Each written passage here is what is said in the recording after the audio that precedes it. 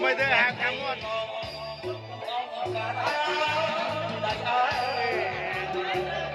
Đây ơi, đây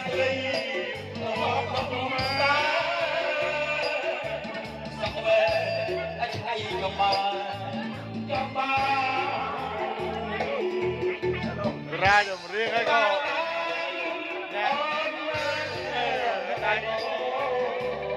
Ra cho mình đi cô. Càng kia, đúng không?